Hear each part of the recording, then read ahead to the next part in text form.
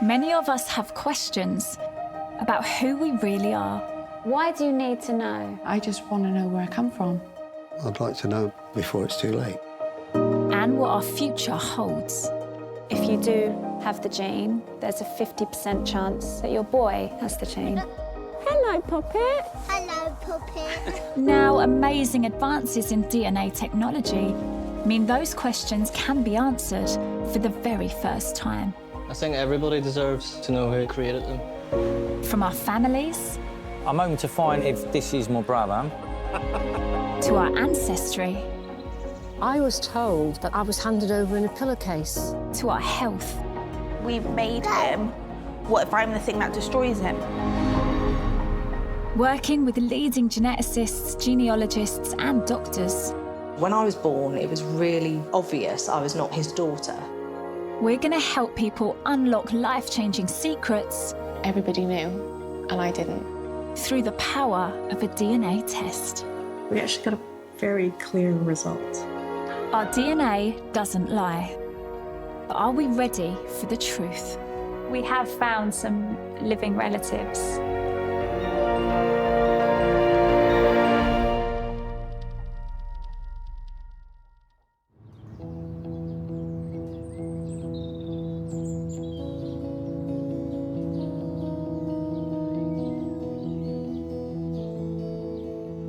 Triplets, David, Philip and Peter were adopted when they were 4 years old and have never known the identity of their birth father.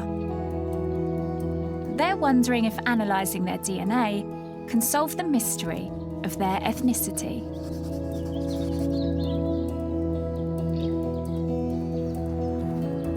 I'm in Belfast to meet up with Peter and David. Unfortunately, Philip has an underlying health condition and is shielding for the next few months. Hello. Hey, how are you? I'm good. You're Peter. I'm Peter, yep. David's in the kitchen.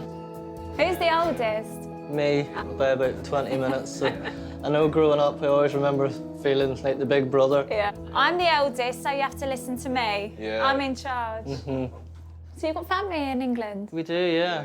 Our birth family are from England. Where are they? It's near Liverpool. We were born in Merseyside.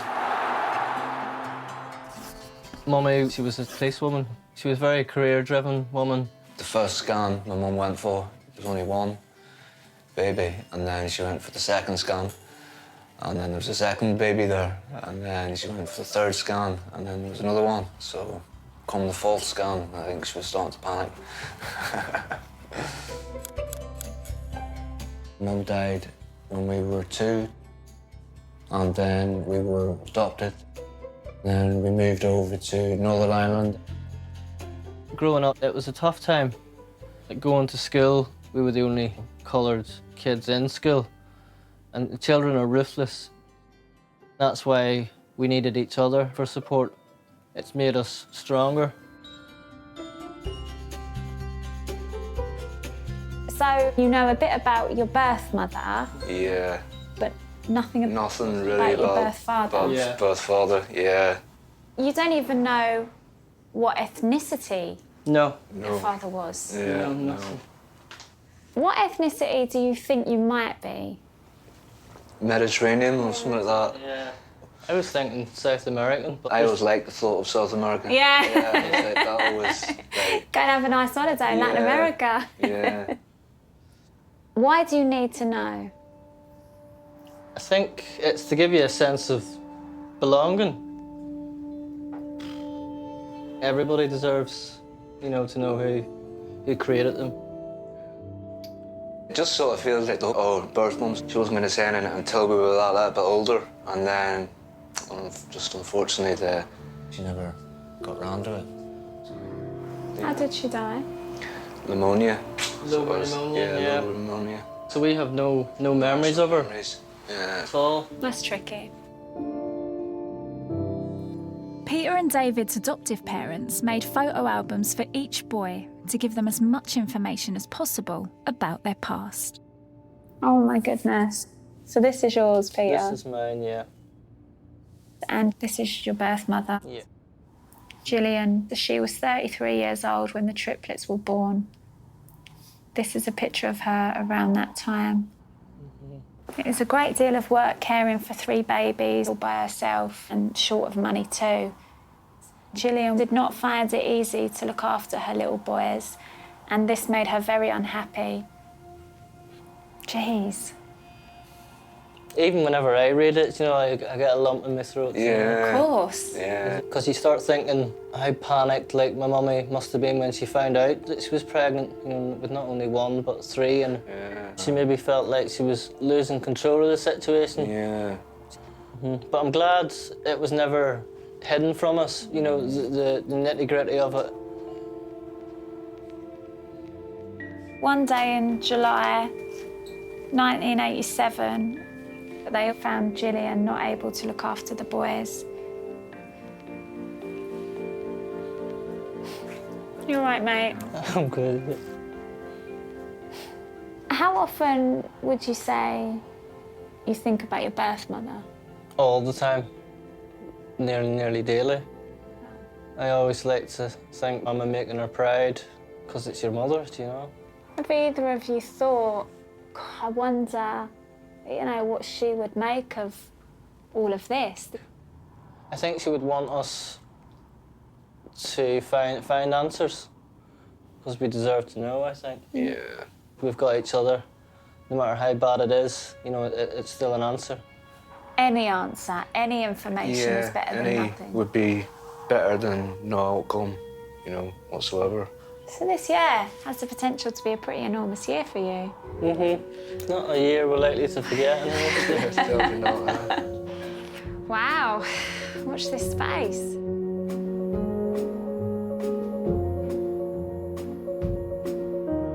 Peter and David have travelled to the University of Leicester to meet leading geneticist Professor Turi King. She'll be working with a team of genealogists, social workers and counsellors, attempting to uncover their ancestry and help them through the process. Hello. Hello. Come on in, take a seat. Yeah. Lovely to meet you. You too. So how can I help you? What would you like to find out? We were adopted from a young age, so our mother is English, but we don't know any information about our biological father. You know, so obviously we've got a darker skin colour that comes from our father, but we don't know where he's from, where his ancestors are from, his family are from, any of that. So we're looking for those sort of answers. So in terms of ancestry, you were born in Liverpool. Yeah. Yeah. It's a port city, and it's got a lot of people from all over the world living there. Certainly ancestry-wise, what we can do is we can look at your DNA, and we can actually tell where people's ancestry comes from really accurately at things like the continental level. But I'm hoping that we'll be able to say something about regionally about where your ancestry seems to come from. The other thing that will be interesting to do is we can look at another piece of DNA. Because you are boys, the one thing I can say for certain, there'll be a piece of DNA that you all share and that you're identical on, and that's something known as the Y chromosome. So women, we've got 2 copies of this rather large X chromosome. Men have got an X chromosome, but they've also got this really tiny Y chromosome. It's a gene which sends the fetus down the path to becoming a boy. So that means men have it, they get it from their dads, which has come from their dad. But that's the one piece of DNA that you will definitely all share the same. Is your Y chromosome, and that will come from your dad. And that'll be an interesting thing to look at because particular types of Y chromosomes are found in particular parts of the world. Right, okay, so what we need to do at the start of this process is get a DNA sample from you, and for that, I need your saliva. Turi and the team will now examine Peter and David's genetic code and compare it to the 25 million people already on worldwide DNA databases. It will be several weeks before they get their results.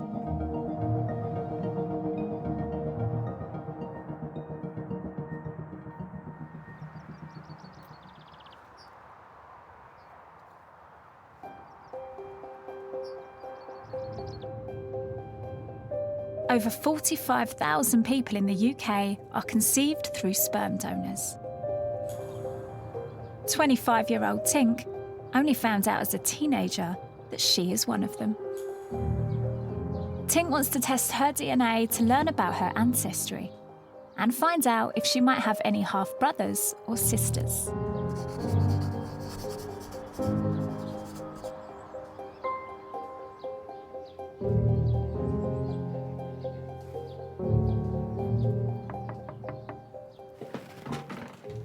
Hello, okay. How are you?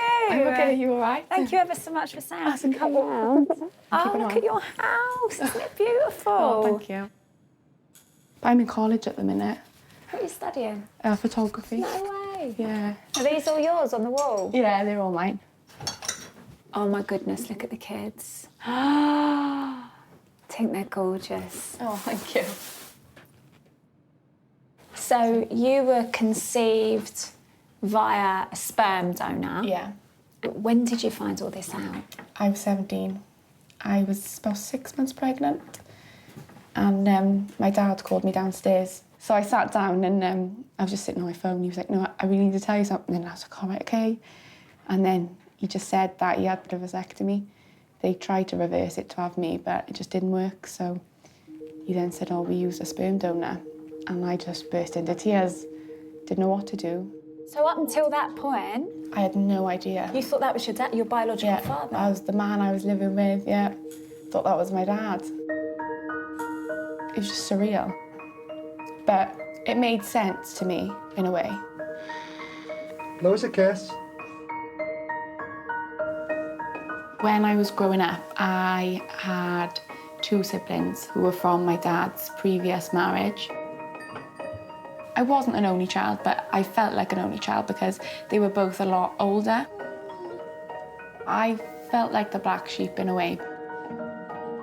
I remember we had a family get-together once in my dad's, and like everybody was having photos together saying like, "Oh, look, you look really alike." And I was just standing there like, I didn't know what to do. It was horrible. Everybody looked like each other and everybody was related to each other, and then it's just me. Would you like to know who the sperm donor is or was? I want to find out if I've got siblings, and I want to find out, you know, where I come from. But I just feel like my dad is my dad, and I don't want to upset him at all. I can sort of relate to not wanting to upset the man who raised you. Yeah. Because actually the guy who raised me isn't my biological father. Yeah. And you sort of feel a sense of loyalty to them. Definitely. I'm really grateful for everything you did, but there's just something that I need to do. Need to do. Yeah.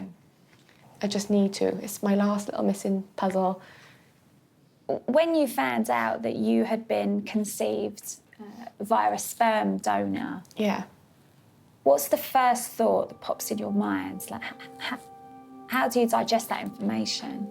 I don't know, because I think it's just a really weird term anyway. Like, you're a sperm donor child. It just sounds clinical. Some random person who was kept in a freezer. Like, I don't... That's all I know. I just think it's really weird because I was made in a tube. So, in an ideal world, what would you like to happen? How would you like to see this play out? Find a sibling, we get on. That would be amazing. Just to find out where I come from. Have I got any heritage in different countries? I don't know. If there's other people there, then it takes away the feeling of, well, I was just born in a clinic. So what do you know at this point? All I know is that he was a student from Leeds, and that's all I was ever told. No name? Nothing. No idea of how old he was? Nothing. After years of waiting, Tink finally feels ready to take the next step to know more about her donor dad's heritage. Turi will be leading the search. Hello. It's lovely to meet you. And you. I think you're the first donor-conceived person I've met. Really? Well, that I know of. So it's not very spoken, it's not spoken about. I feel like it's quite a taboo subject because you could sort of get away with not telling anybody. You could, because you would never know. So how can we help you? What would you like to find out? So I'd like to find out if I've got half-siblings. because it'd be nice to have someone to relate to, because I've never met anybody else who's donor conceived.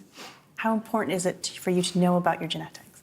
I think it's really important because like when I was pregnant with the kids and they asked, is there any diseases on that side of the family, or I didn't have a clue.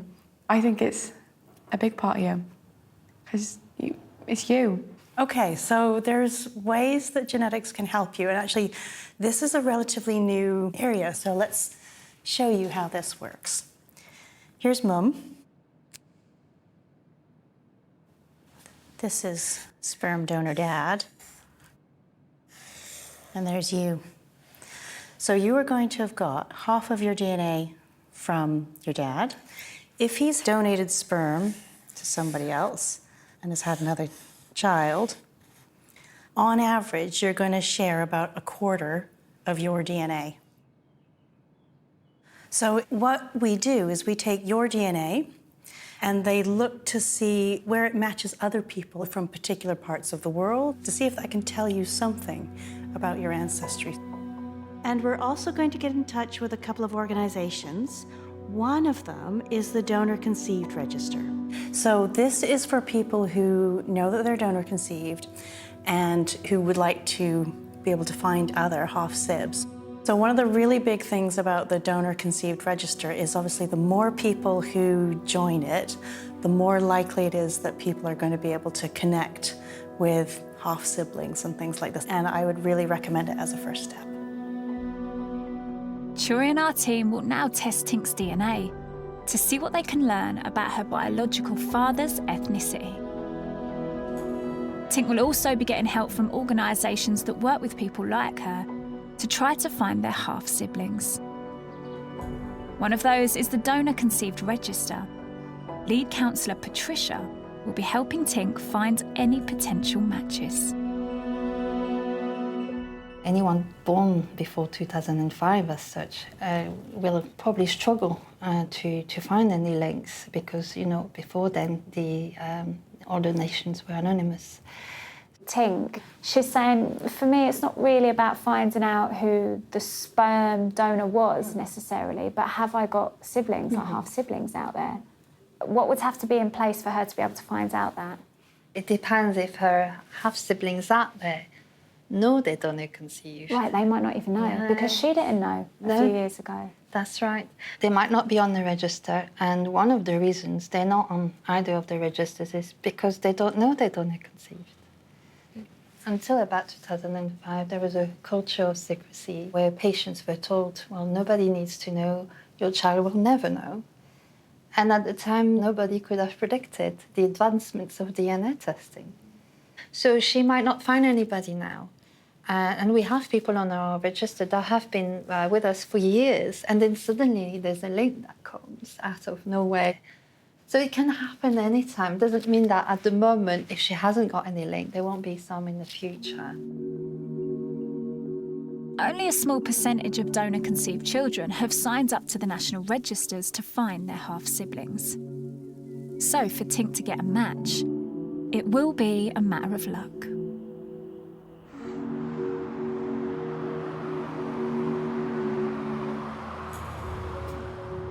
Before they receive the results of their DNA tests tomorrow, Peter and David are visiting their parents.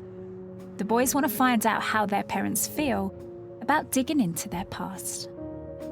I remember the first time our adoptive parents came to meet us. We were terrified. I remember the door going, knock, knock, knock. And then straight away I hid behind the sofa. All three of us were hiding.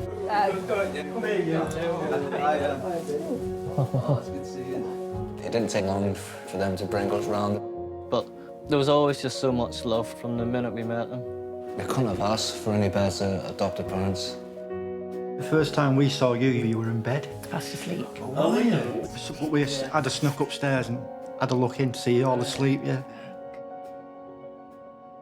It was just a laugh a minute. There were such little characters. When you've got three in an almost mirror image, it was exhausting, it was exhilarating, but I was just entranced by them, I'll be honest with you, I really was. But initially, We also had social services telling us about the fact that they were mixed race and would that be a problem? Didn't matter about their ethnicity. But the way that they were being treated, even at primary school, I remember one of them being in the bath and somebody had said something to him. And I said, "What are you doing?" He was really rubbing his arm and he said, "I'm trying to take the black off." And that broke my heart. You know, he was 5. When we moved into Ireland, we really went there because we knew you would be accepted more, that you wouldn't be defined by your colour. Yes, it was going to be a better life for you. And it has been, do you think? Yeah, exactly. And I think the fact that you're still there Says it all. says it all, I think. Yeah. It's home. So what's going to happen tomorrow? We'll meet the geneticist, isn't it? Oh, the geneticist, yeah? We will get our results and see what happens.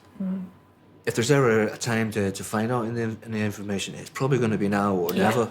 And if it's never, we tried it. We did our best, and that's what we can do. You know, no matter what answer we get, it's not going to change anything Well, I whatsoever. hope you let me know as soon as possible. Yeah. I wish I knew about their father. I tried to find out and couldn't get anywhere at all. Because you need to know who your origins are. It's just, we take it for granted, actually. And we will be there to support them 100%.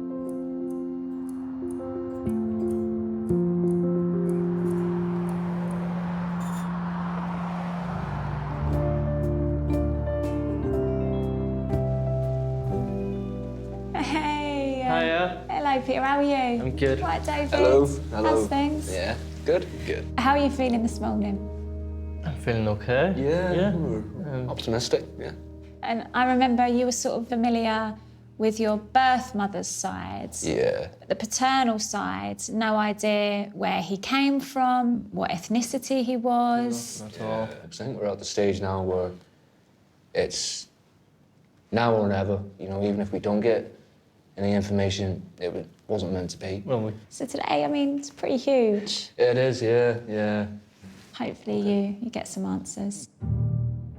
So I'll have a quick chat with Turi and then have a quick chat with me. Yeah. See you in a bit. Thanks so much. See you in a bit.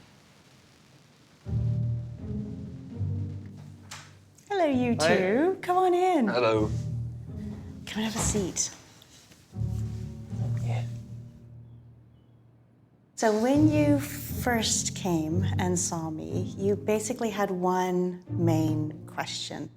Your biological father's heritage. Yeah. And actually, this is where DNA completely comes into its own, because you had nothing to go on. You didn't have any information, did you? Nothing at all. No. So what we did, the first bit, was we looked at your Y chromosome, because you can look at somebody's Y chromosome and you can say something about their ancestry on their biological father's side.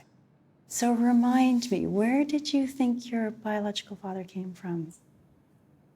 I thought Like- South American Yeah. somewhere, maybe. Italy, maybe. So, Yeah. yeah.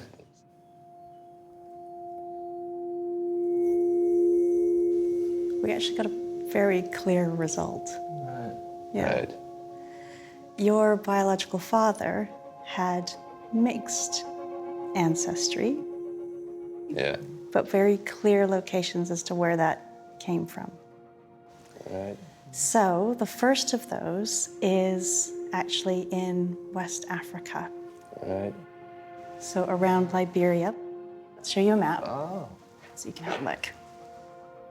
So we are getting hits around Sierra Leone, Liberia, Ivory Coast, Ghana, and up into Mali. It seems to be centered around Liberia. Obviously, DNA doesn't follow political borders. And we know that there's been huge amounts of sort of migration and people trading, and so you get a mixture of DNA here.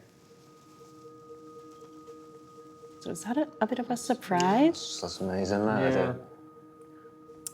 Right, so the other half of your father's DNA, again, very clear.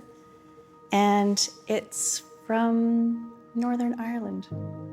Not too far away. Okay, listen, I wasn't expecting that one. So it is in South Down and North Louth. So right. In this area here. So whereabouts do you guys So live?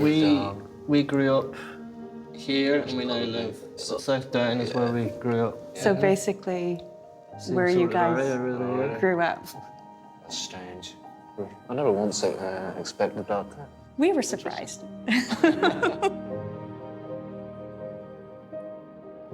Wow. The other thing that we were doing was that we were looking in the database and we're looking for people who share a high number of centimorgans with you.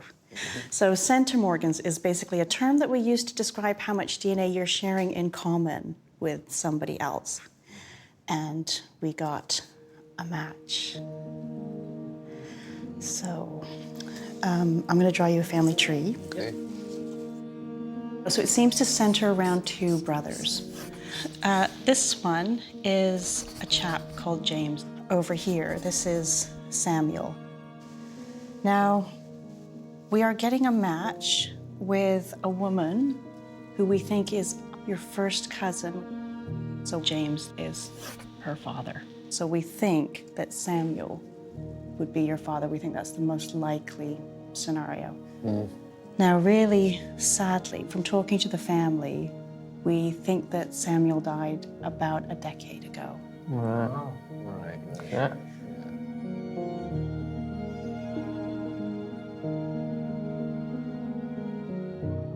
Now, we have talked to the family, but they are really, really not forthcoming.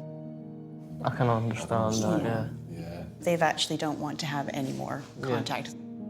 So obviously, we're going to respect their wishes. Yeah, we understand that. Yeah.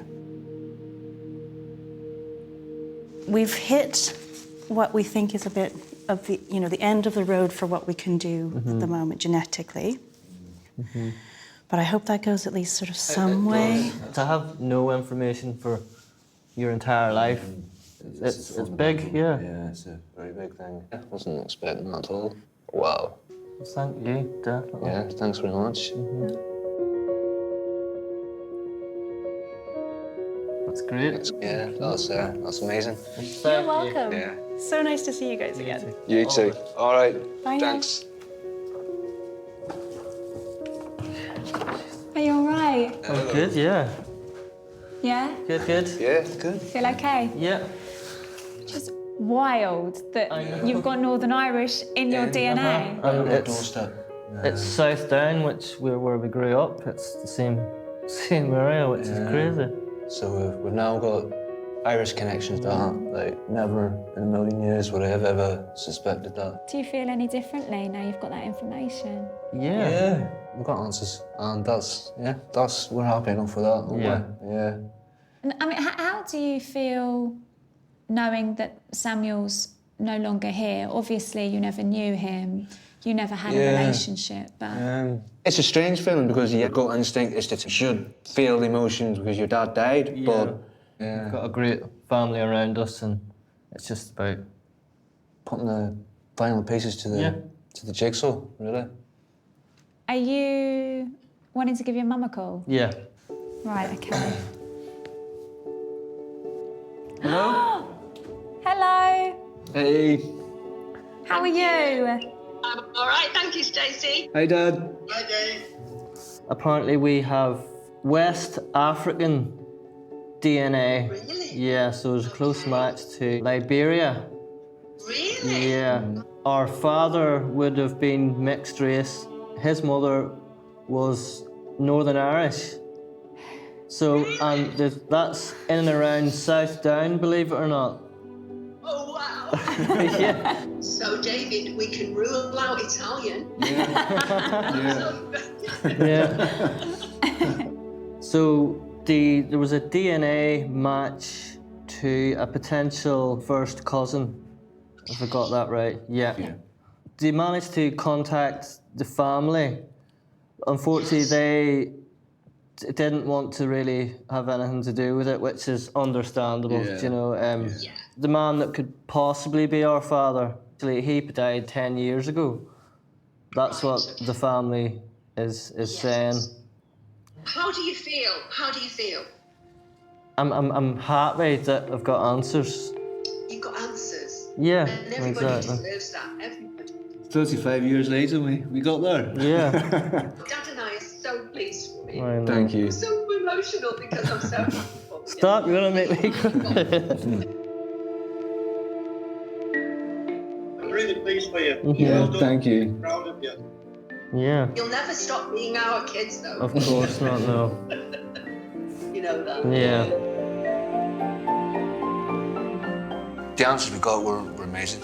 We're definitely stronger Irish connections now. Yeah, Probably it gives us more, stronger roots in where we live already, which is nice. Our main aim was to find out where half of our DNA comes from. And when we've achieved that, we've really got the answers we've been looking for.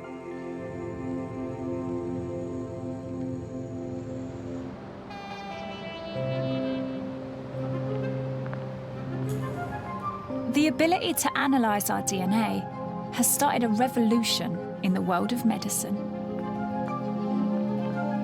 Doctors are now learning how to correct dangerous genetic mutations that can stop us from getting sick or even go blind. Are we running? Are we running? Are we going to the woods? 1, 2, 3. Hey, well done. Good boy. I guess I always thought when I have kids, naively maybe, I just thought he would be the perfect child, and he still is in our eyes. But Leo, he's night blind, so everything is that much darker, and he has no peripheral vision. if we don't do anything, he will eventually be completely blind. For the past year, Mitchell and Manuela have been trying to find out why their 3-year-old son, Leo, is losing his sight. They suspect it might be because of a genetic mutation that affects his vision.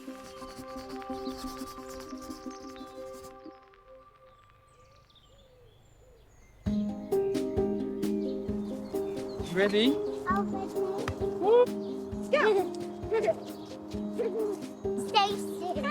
baby. That's a nice welcome. I'll go over. Leo. Hello, Poppet. Hello, Poppet. How are you? How are you? So, in terms of what Leo can see...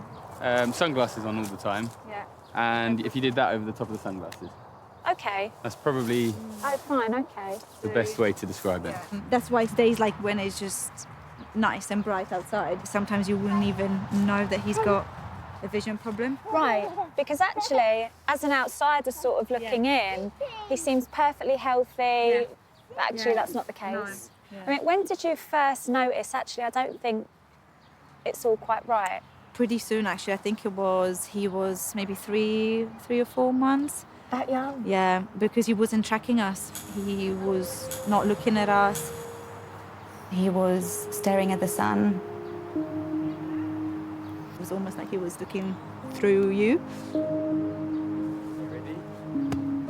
So as it stands now, it's correct to say that his sight is deteriorating, and if we don't intervene, he will end up blind. Yeah, by teenage years. Yeah. That's a lot, isn't it, to have to digest? Yeah. He's such a smiler. Yeah. He's a real charmer. Yeah, oh, Leo. Let's go home. Let's go home.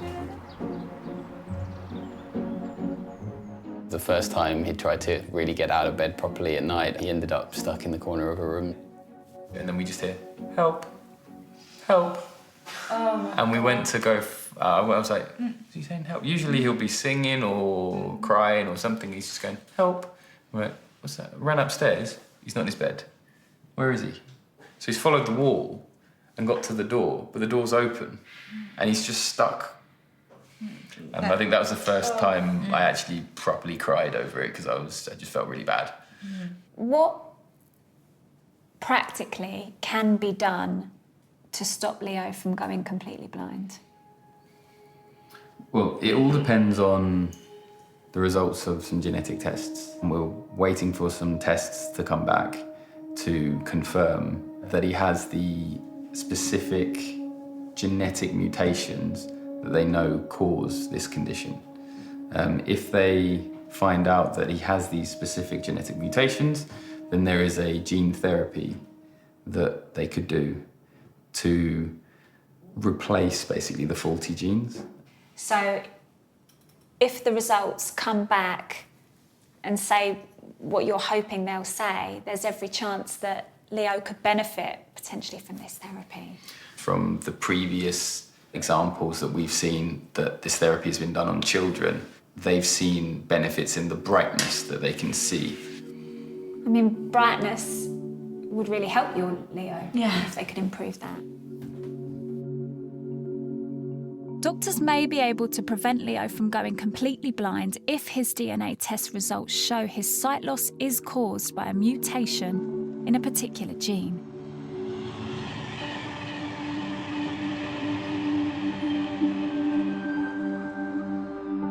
If doctors find Leo's condition is genetic, then he would qualify for a brand new form of gene therapy. Geneticists like Turi are still discovering how even the slightest fault in our DNA can have the power to affect our health. We often hear about sort of genetic mutations. Are you happy to tell me a bit more about that? Yeah, so when our DNA is being copied to go into either sperm or egg, I always kind of say it's like a bunch of typists. And what they have to do is our DNA is kind of like a book, and they have to copy this book out. So I've got a little thing here. So if I was to give you that and say, can you copy that out for me? Can you do it without any mistakes? Now, this is just one page, but if you think about our DNA, it's actually about 1.6 million of these pages that you would have to copy out with no mistakes. So as you can imagine, mistakes happen a lot. So for example, this might change to a G or a T, but you can have mutations that happen and they have no effect whatsoever. Luck of the draw, isn't it? Yeah, and you can have other mutations that you might go on to get a really serious disease because of it.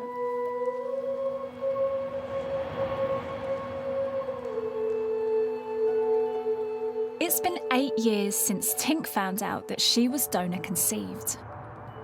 Her relationship with her father has never been the same since. Looking for my biological family, I think is really upsetting my dad. He's supporting me doing it. But I feel like I feel like I'm upsetting him a lot, and that's breaking my heart. What you got, Tim?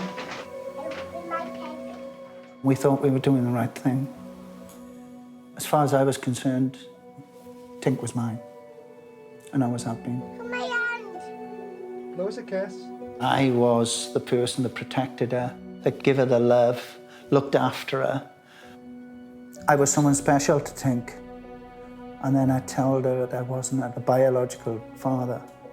I felt I destroyed something totally.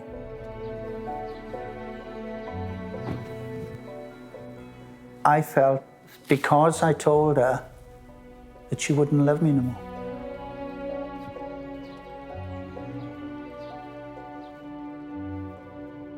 At the time, I felt something changed between you and I. Did you? I don't. My behaviour?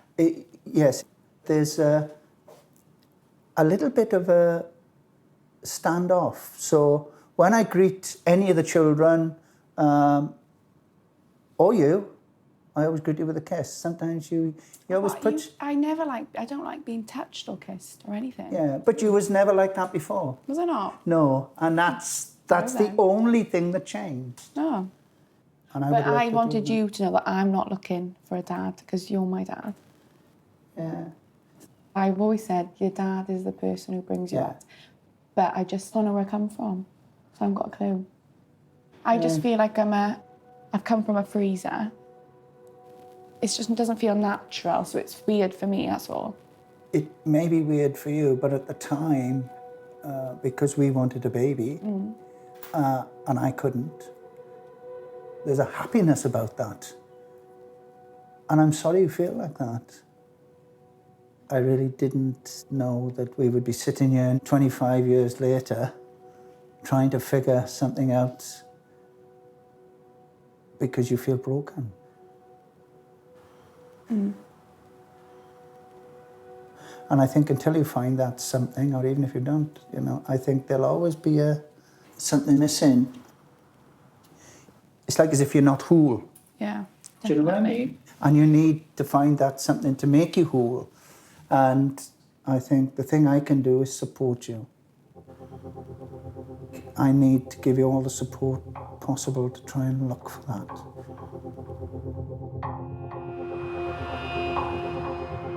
Until now, the only thing Tink has known about her sperm donor is that he was a student from Leeds. The results of Tink's DNA test are back, and she's meeting Turi to find out the truth. I have no idea what she's going to come out with, so I'm quite nervous. It's going to change my life in a big way, regardless. Hey.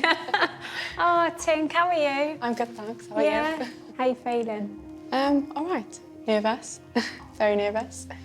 Might sound strange to other people, but for me, it's very life-changing.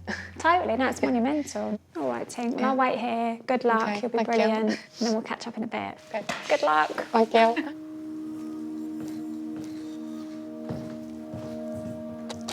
Hello, come on in. Okay, so when we first met, and you had two main questions. So first was, could we tell you anything about your father's ancestry? And then the second bit was that you were interested in seeing if you could find any sort of half-donor siblings. Okay, so I'm gonna start with the ancestry side of stuff. So we take your DNA, and we are analyzing it against millions of people. And when we did that, and we took away the bits that we knew must come from your mum, that actually gave us a really clear answer. So, your father's DNA is pointing really, really strongly to Northern Ireland. That is just amazing. Yeah, yeah. Did you have any kind of thoughts as to what? No. I've never thought that. I just thought he was a student from Leeds. That's all I've ever known. So Yeah, now, yeah. to know he's not, it's just mad. Yeah. Mad. The DNA matches Yeah. really concentrated around this area. So South Derry, Londonderry, East Antrim. So we think it's pretty safe to say your dad was Irish. I wasn't expecting that Yeah. at all. At all. Yeah. I can't get over that. That completely Yeah. ties in with the genetic evidence, absolutely. I can't believe I'm basically half Irish. Yeah. That's mind-blowing.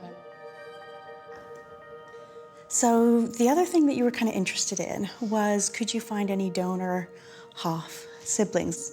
So we helped you get signed up to a number of donor-conceived registers, and you've been waiting for information to come back. So it looks like you might have a match. Okay, so that's the email that's come in. This is for you. We have looked for relationships between you and a donor-conceived individuals, and I found a link that suggests that you are likely to share a donor with at least one other on the register. It's exciting. We will be undertaking some additional tests to help further verify any links, and we will be in contact with you again once those are complete. Okay, so looking at those results, it sounds like you have a match, but we really need to be absolutely sure, which is why this extra testing is going to be needed. That's a really good start. Okay, and they're on the register as They're well? on the register. So that's the thing. The registers are only as good as whoever signs up to them. So if they are, does that mean because they're on it as well, that they're looking as Probably, well, if two people have joined, they're looking yeah. for donor-conceived siblings. So hopefully, at the end of this, you will have what you were looking for. Hopefully. Yeah, fingers crossed. Yeah, it's looking good. Thank you. You're welcome. Hello. All right? Yeah, I'm okay. How was that? I can't believe he's Irish. But just the fact it said on it, Northern Ireland, like that, was just amazing to me, just to know where I come from, I suppose. Totally. Yeah. It's your makeup, innit? It's Yeah. half of you. I feel a lot happier just to know where I'm from and to know that there might be somebody there who's looking for me too is a big relief. It's like something's just been answered. Yeah. The very fact that you've been handed over this information when we know that these registers, not everyone knows they exist. It's wild, really, that we've possibly got this match. I know. And the fact like they're on the list as well, like on the registry list, means they're sort of looking for me as well. It's just mind-blowing. Yeah, you're not alone. Yeah. Going forward, there's a real possibility that you could meet your donor sibling. And it's weird, it's just donor sibling. It's like, I've got loads of more questions. Is it a boy? Is it a girl? There could be more than one. Yeah. It's mad. Are you any more curious? Is there any part of you that wants to find out who your biological father is? Not really. I feel like I've got my dad. He's done everything for me. So the island thing was just the cherry on top of the cake for me. I'm half Irish. It's just mad. I'm half Irish. Are you? Yeah. Best half. Everyone's half Irish when it's Patrick's Day, but we really are. I love that. I'll be telling everyone that now. Did you know? You've told us 100 times, Tink.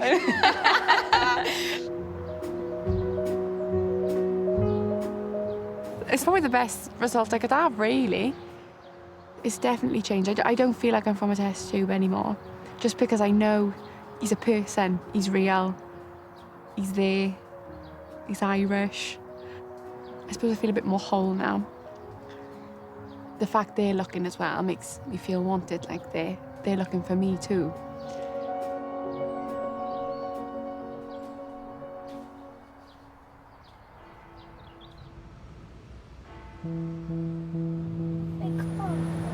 We're in a car. What does the car say?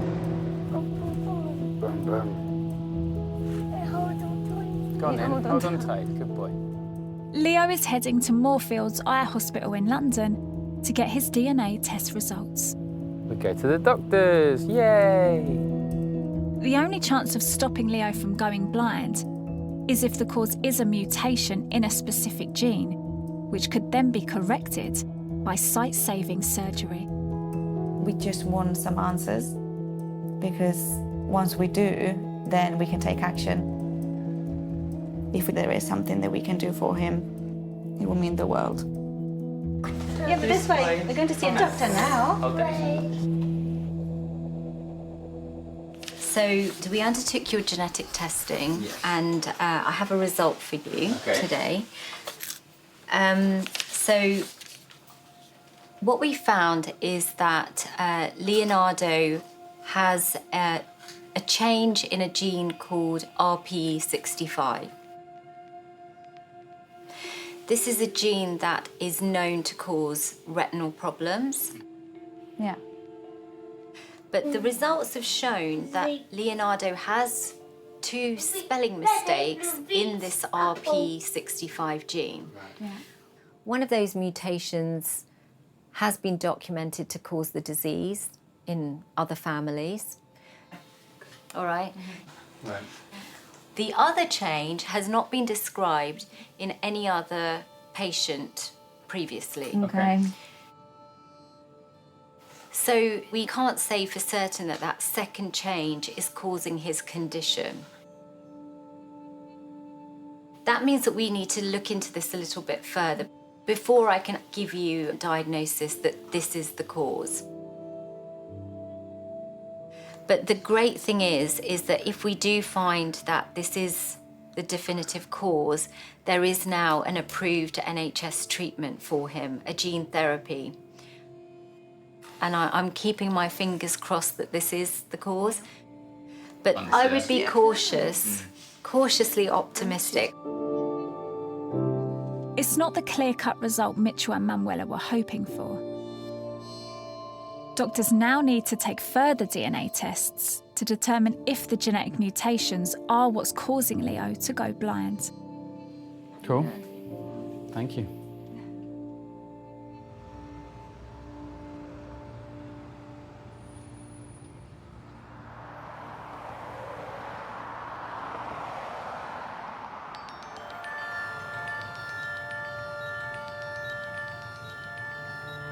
Imagine waking up in the winter and not being able to see anything. You're fine in your home, you get in the car, you see nothing. All you see is maybe some streetlights. To be able to allow him to see better, it's a huge thing. Any benefit will help him in the long run.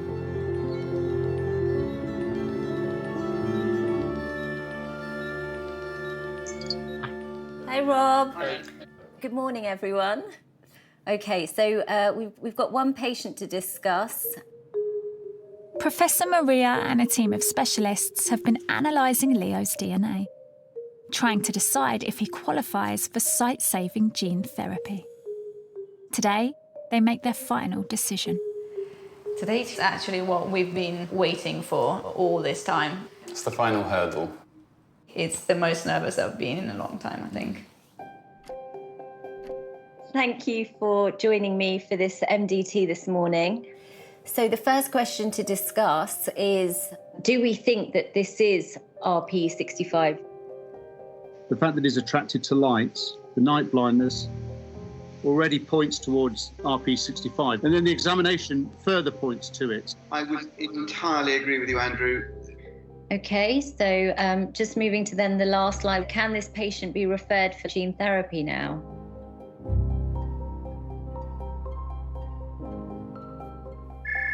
Oh.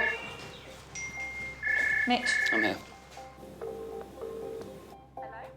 Hi, is that Manuela?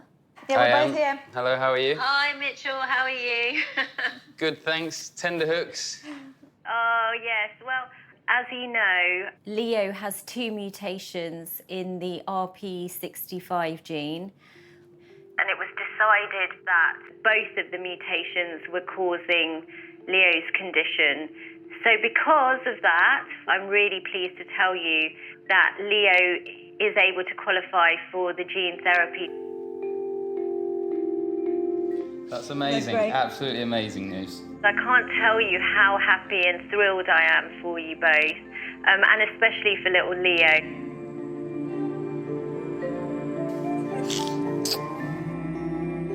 One key thing that we as doctors need to do is give hope to patients. I had seen too many patients where their hope had been destroyed, where they were told that they were going to go blind and that there was nothing more that could be done. For absolutely the first time in my career, I have now been able to diagnose someone and then offer them a treatment. And I just hope that this is what the future holds for so many more patients.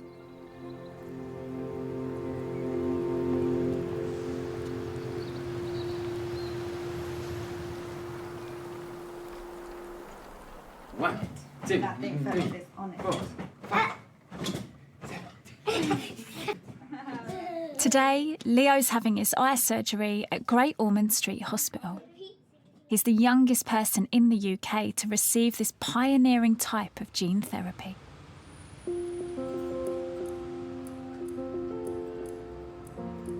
Today is such a huge day. We're around the corner from Great Ormond Street. Mitch, how are you doing? Better than him. He's hungry. All he wants now is a chocolate biscuit, and we don't have any, and we can't give him any even if we did have them. So he's got a fast. He's got a fast. That's the battle, isn't it? You're going to feel riddled with nerves for a couple of hours, but actually tomorrow has the potential of being the new chapter, isn't it? It's a fresh start. Yes. Amore, piccolino. Oh, Leo. He'll be out for a while and probably a bit groggy afterwards, so we'll just hopefully he comes round and he's okay. And then you can have all the biscuits in the world. Yes. I'm going to send you a packet of biscuits.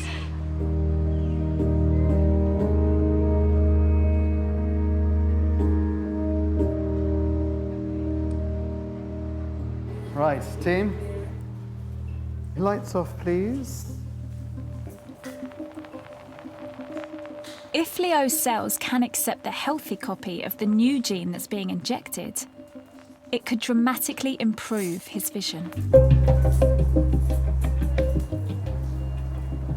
I'm pretty happy with that, bub. Good. I'm really happy with that.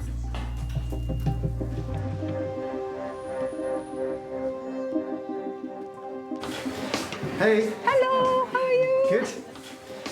Yeah, how did it go? Perfect. Absolutely spot on. Good. Really good. I'm so glad, yeah. Good. Thank you so much.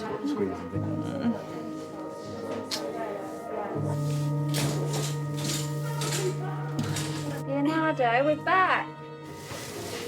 There we go.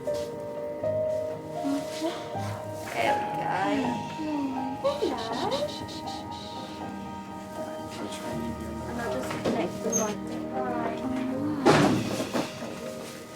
Let's get in that position.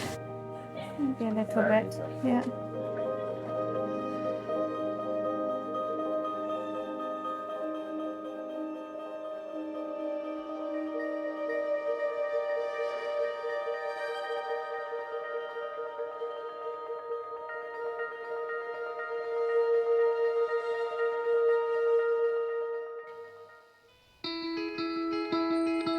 Come on, babe. You gotta wake up. We gotta get ready for school. Come on. Come on. Let's go.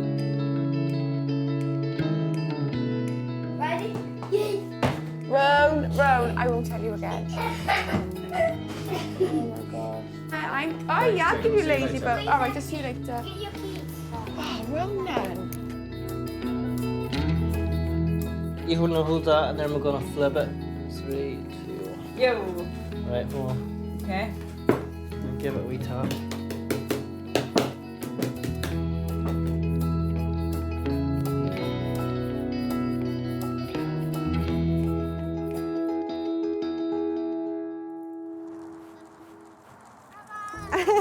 Yemi! Whoa! Bumpy. Faster, faster. It's amazing. And we can see, excuse the pun, but the light at the end of the tunnel. So we can see that there's hope of a normal life for him. Uncle Biscuit!